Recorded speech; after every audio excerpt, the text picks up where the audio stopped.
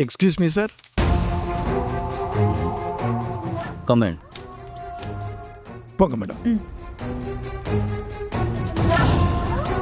வணக்கம் சார். நான் இந்திரா. புதுசா டெப்டில ஜாயின் பண்ண வந்திருக்கேன். Glad to meet you sir. ஆ எஸ் எஸ் எஸ் வாங்க. வணக்கம், உட்காருங்க. பரவாயில்ல சார். உங்கள் பேர் என்ன சொன்னீங்க? ஆ இந்திரா. ஆக்சுவலா இந்திரா சுப்பிரமணியன். இப்போ மேரேஜ் ஆனதுனால இந்திரா கௌதம்.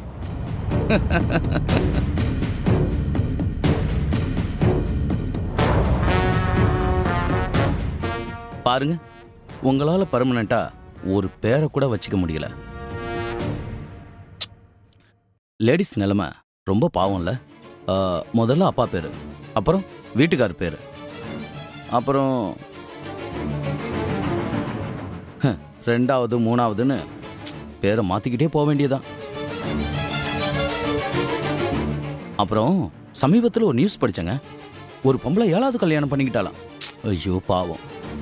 அத்தனை பேரை மாத்தணும் இல்லையா?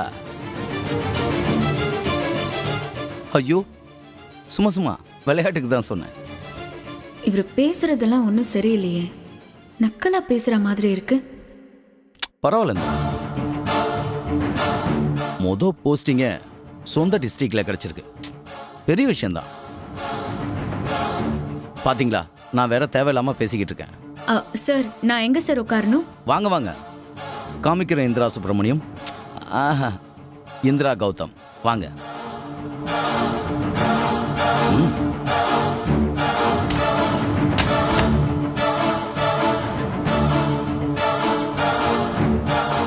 மேடம், அதோ அதோ உங்க சேர். போய் உட்காருங்க. Thank you sir.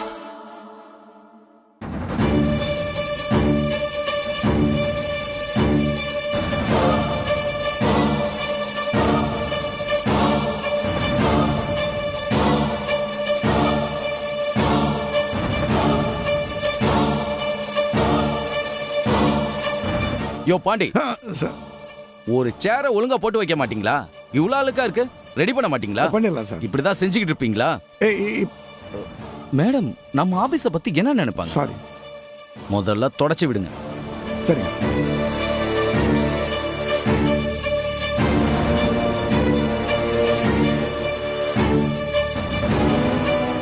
பெருசா கார் எடுத்து கூட்டு வந்தவனுக்கு இதெல்லாம் தொடச்சு வைக்கணும் தெரியல. பாத்தீங்களா, இவங்கெல்லாம் இப்படிதான் மேடம். பாண்டியா, தொடச்சிட்டீங்களா? தொடச்சிட்டேன் சார். தொடச்சிட்டேன் சார். மேடம், இப்போ நீங்க உட்காருங்க மேடம். Thank you sir. ஐயோ, இருங்க மிஸ்ஸஸ் இந்திரா. யோ பாண்டி சார். மேடம் பத்தியா எவ்வளவு சாஃப்டா இருக்காங்க பாரு. நார்மலா எந்த வேலையும் பார்க்காம இங்க வந்தவங்க போல இருக்கு. இந்த சேர்ல உட்காந்தா அவங்களுக்கு குத்தாது. நீ என்ன பண்ற? உடனே ஒரு குஷன் சேரை எடுத்துட்டு போ. இல்ல இல்ல இல்ல இல்ல சார், எனக்கு இதுவே ஓகே தான். நான் கம்ஃபர்டபுளா தான் இருக்கேன். இதுவே ஓகே தான் சார். அட என்னம்மா நீங்க, காலையில வந்தா ராத்திரி வரைக்கும் அந்த சேர்ல தான் உட்காரணும். ரொம்ப கஷ்டமா இருக்குமா? பாண்டியன், கொஞ்சம் சீக்கிரம் எடுத்துட்டு வாங்க. போங்க போங்க போங்க. Okay sir. ஓகே. என்ன மேடம், நான் சொன்னது சரிதானே? இப்போ உங்களுக்கு நல்ல ஃப்ரீயா இருக்கும். வந்தா ஜாலியா ஃபேனுக்கு அடியில் உக்காந்தமா, வேலைக்கு டீ குடிச்சோமா, ஃபோன்ல 4 வீடியோ பார்த்தோமான்னு ஃபோன்ல வேலை தான். என்ன வேலை செஞ்சிட போறீங்க நீங்க? ட்ரைனிங் பீரியடுனால ஹனிமூன் பீரியட் தானே. என்ன சொல்றீங்க? இல்ல சார், நான் அப்படியெல்லாம் நினைக்கல. ஒரு டிஸ்ட்ரிக்ட் அட்மினிஸ்ட்ரேஷனுக்கு உண்டான எல்லாத்தையுமே இந்த பீரியட்ல கத்துக்கணும் தான் நான் நினைக்கிறேன். அதெல்லாம் இப்ப எதுக்கு மேடம்? சும்மா சேர்ல உட்காந்துக்கிட்டு என்ஜாய் பண்ணுங்க. நீங்க அப்படி உட்காருங்க.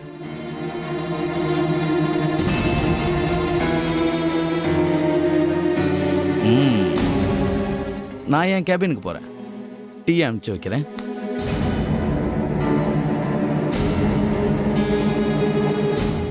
என்ன இந்த ஆளு ஏதோ தப்பா பேசுற மாதிரியே இருக்கு.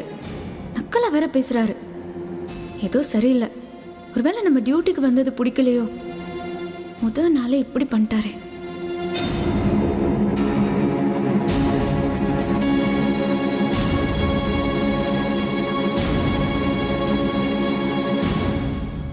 ச்சே, ஆஃபீஸ் வந்துட்டோன்னு கௌதம் கிட்ட சொல்லவே இல்லையே. வந்து ட்ராப் பண்ணணும்னு சொல்லிட்டு இருந்தா. ஒருவேளை அப்செட் ஆயிருப்பானோ? ஃபோன் பண்ணி பார்க்கலாம்.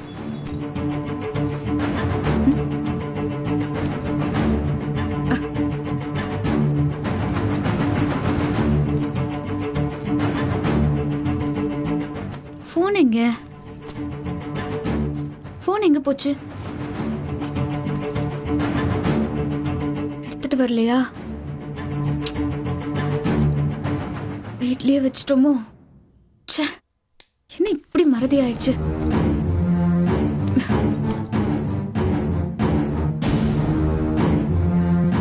மேடம், வாங்க. Good morning madam. டீ எடுத்துட்டு வந்திருக்கேன், தரட்டுமா மேடம்? ம், தாங்க. மேடம், இன்னைக்கு புது கலெக்டர் ட்ரைனிங் வராங்கன்னு பேசிக்கிட்டு இருந்தாங்க. நான் கூட பயந்துகிட்டே இருந்தேன். வந்து எட்டி பார்த்தா +2 பொண்ணு மாதிரி அழகா சின்ன வயசா இருக்கீங்க. மேடம், நான் ஒன்னு கேட்டா தப்பா எடுத்துக்க மாட்டீங்கல்ல? கேளுங்க. இந்தாங்க மேடம். மேடம், இந்த ஐஏஎஸ் படிப்பு ரொம்ப கஷ்டம். படிச்சு படிச்சு ஃபெயில் ஆயிட்டு லேட்டா தான் வேலைக்கு வருவாங்கன்னு கேள்விப்பட்டிருக்கேன். நீங்க எப்படி மேடம் சின்ன வயசுலயே பாஸ் பண்ணி வந்துட்டீங்க? ஆக்சுவலா அதெல்லாம் சும்மா சொல்றது தான். எத்தனை பேர் ஃபர்ஸ்ட் அட்டெம்ப்ட்லயே பாஸ் பண்றாங்க. நம்ம ஹார்ட் ஒர்க் பண்ணணும், விடாம கண்டிப்பா கண்டினியூ பண்ணணும். அப்பதான் சக்சஸ் நமக்கு கிடைக்கும். ஐஏஎஸ் படிச்சாலும் சரி, அல்வா கடை வச்சாலும் சரி, இதுதான் சக்சஸ் ஃபார்முலா. என்ன மேடம் இப்படி அசால்ட்டா எவ்வளவு பெரிய விஷயத்த சொல்லிட்டீங்க? இப்பதான் தெரியுது நீங்க எவ்வளவு பெரிய புத்திசாலின்னு. அதான் சின்ன வயசுல இவ்வளவு பெரிய கலெக்டரா வந்திருக்கீங்க. சூப்பர் மேடம், எனக்கு உங்களை ரொம்ப பிடிச்சிருக்கு. நீங்க என்னமோ ரொம்ப பெரிய பொண்ணு மாதிரி பேசுறீங்க. உங்களுக்கும் கிட்டத்தட்ட என்னோட வயசு தான் இருக்கும். ஆக்சுவலா உங்களுக்கு என்ன விட சின்ன வயசா தான் இருக்கும் போல. கரெக்ட் தானே?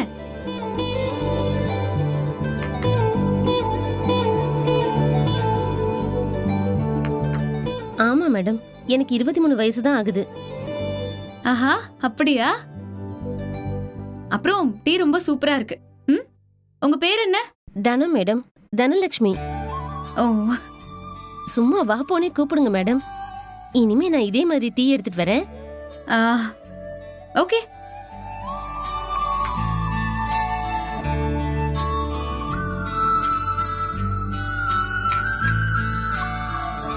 சின்ன வயசுலயே கல்யாணம் ஆயிடுச்சு போல இருக்கு.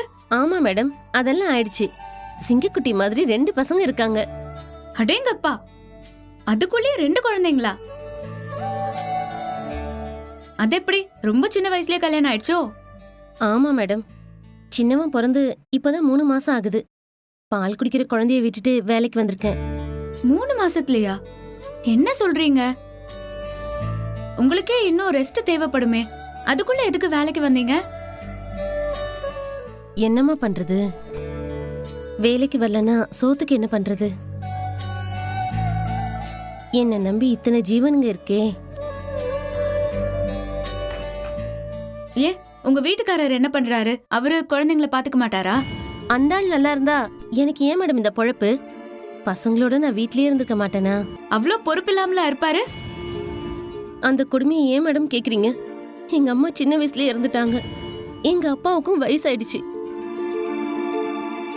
நான் சீக்கிரமா செத்து போயிடுவேன், அதுக்குள்ள உனக்கு கல்யாணம் பண்ணணும்னு சொல்லி இந்த வீணா பொண்ணுக்கு கட்டி கொடுத்து அவரும் செத்து போயிட்டாரு. இப்ப நான் தினம் தினம் அந்த ஆள் கிட்ட செத்து பழிச்சிட்டு இருக்கேன்.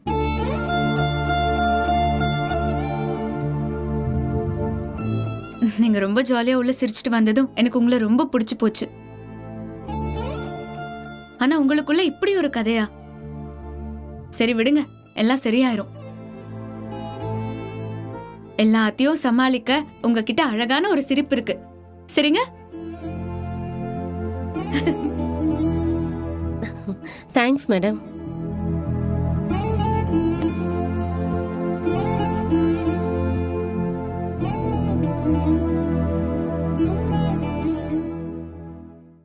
தனு, அங்க வெளியே ஒரு வயசான அம்மா உட்கார்ந்துட்டு இருக்காங்களே, அவங்க யாரு? அவங்க கேட்டா எதுவுமே சொல்ல மாட்டேங்கிறாங்க. வெளியே உட்கார்ந்துட்டு பார்க்கவே பாவமா இருக்கு. என்ன பிரச்சனை அவங்களுக்கு? என்னத்த சொல்றது மேடம், எல்லாம் என் பொழப்பு மாதிரிதான். அந்த பாட்டியோட பொழப்பும் வீணா போச்சு.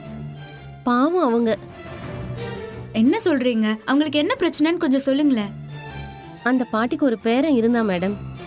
அந்த பாட்டியோட மகனும் மருமகளும் ஒரு ஆக்சிடென்ட்ல இறந்து போயிட்டாங்க. பாவம் அந்த பாட்டி வயசான காலத்துல கஷ்டப்பட்டு பேரனை நல்லா படிக்க வச்சுட்டு இருந்துச்சு. அந்த போன போத பழக்கத்தால இன்னைக்கு இவங்க அனாதையா நிக்கிறாங்க. அவங்க பேரனுக்கு போத பழக்கமா? சரி, அதுக்காக ஏன் இங்க வந்து போராடிட்டு இருக்காங்க? அவங்க எங்கேயாவது கூட்டிட்டு போய் பேரனை குணப்படுத்தலாம்ல. அதுக்கு அந்த பேரன் உயிரோட இருக்கணும்ல. அவன் செத்துட்டான் மேடம். செத்துட்டானா? எப்படி? காலேஜ்ல கடன் வாங்கி படிக்க வச்சாங்க. கூடாத சகவாசம். கண்டவனோட சேர்ந்து போத பழக்கம் வந்துடுச்சு. பாட்டியும் எவ்வளோ கண்டிச்சு பார்த்தாங்க. ரொம்ப போதை அதிகமாயி ஒரு நாள் தற்கொலை பண்ணி செத்து போயிட்டான். அட பாவமே, இருந்த ஒரே ஒரு சொந்தமும் போயிடுச்சா? பாவம் அந்த பாட்டி.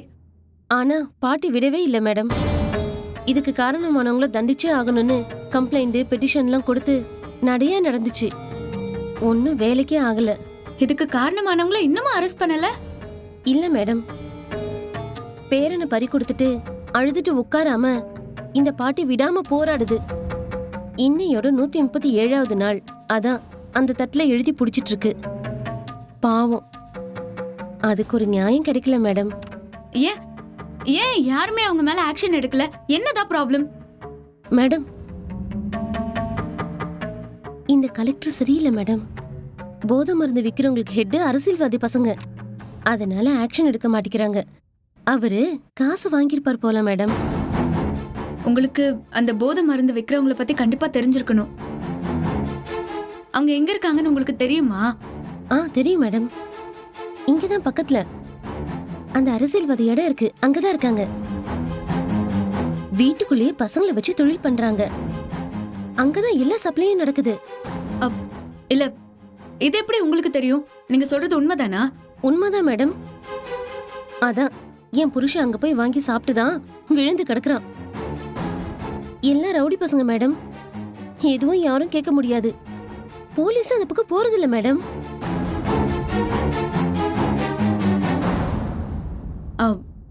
உங்களுக்கு அந்த அட்ரஸ் தெரிஞ்சா கொஞ்சம் சொல்ல முடியுமா? ஐயோ மேடம், நான் ஏதோ ஒரு ஆதங்கத்துல சொல்லிட்டேன். நான் தான் இதை உங்ககிட்ட சொன்னேன்னு சொன்னா அவ்வளவுதான் மேடம். இல்ல, இங்க பாருங்க, நீங்க சொன்னதா நான் யார்கிட்டயும் காமிச்சுக்க மாட்டேன். இதெல்லாம் ஒரு நாள் கூட லேட் பண்ண கூடாது. உடனே களை எடுக்கணும். கொஞ்சம் அட்ரஸ் சொல்லுங்க. உங்களுக்கு எந்த பிரச்சனையும் வராம நான் கண்டிப்பா பாத்துப்பேன். சொல்லுங்க, பயப்படாதீங்க தனு. ஏன் பயப்படுறீங்க? ஏதாவது பிரச்சனை வந்துட போதும் மேடம். அதெல்லாம் ஒண்ணும் இல்ல. நீங்க நல்லதானே பண்ண போறீங்க, அதுக்கே தயங்குறீங்க? உங்களை மாதிரி எத்தனை பேர் கஷ்டப்படுவாங்க. இங்க பாருங்க, எங்கன்னு மட்டும் சொல்லுங்க, நாங்க எல்லாத்தையும் பாத்துக்கிறோம். எல்லாருக்கும் நல்லது நடக்கணும்ல.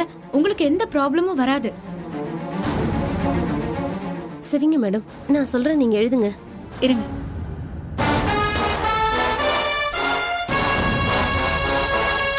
சொல்லுங்க.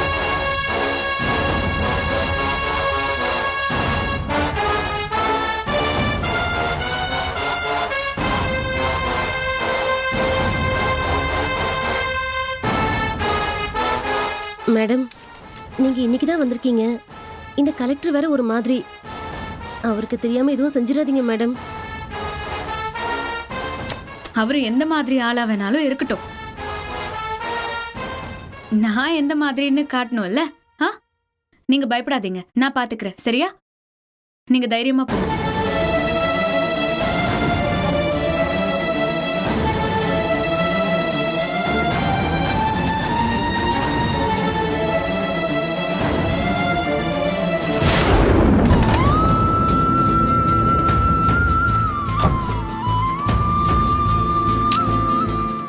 என்ன இது? ஆசையா இந்திராவை ஃபர்ஸ்ட் டே நான் ட்ராப் பண்ணலாம்னு நினைச்சேன். இப்படி ஒரு ஆங்கிள் நான் யோசிக்கவே இல்லையே. ஒருவேளை இனிமே இப்படிதானோ? ச்சே, எங்க போனாலும் கூடவே ஒன்னா போயிட்டு இப்ப இந்திரா மட்டும் தனியா போகும்போது கஷ்டமா இருக்கு. அதோட ஆஃபீஸ் கார்ல தான் போகணுன்ற ரூல்ஸ் இருந்தா அவ என்ன பண்ணுவா? பாவம். இதுக்கெல்லாம் அப்செட் ஆகாத கௌதம். Okay okay.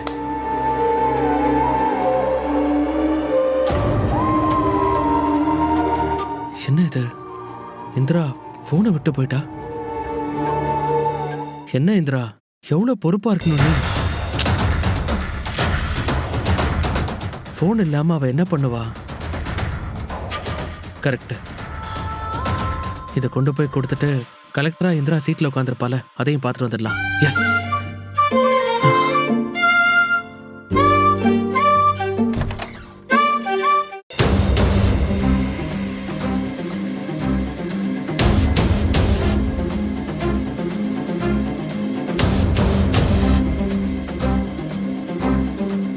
நான் எதுக்காக இந்த பதவிக்கு வந்தேனோ அதை நான் செய்யணும். அநியாயத்துக்கு எதிராக போராடணும். என் கண் முன்னாடி தவிச்சிட்டு உட்கார்ந்துட்டு இருக்கிற 2 பெண்களோட கண்ணீரை துடைக்கணும். உன்னால முடியும் இந்திரா. யாரு தடுத்தாலும் இதை நீ செஞ்சு முடிச்சே ஆகணும்.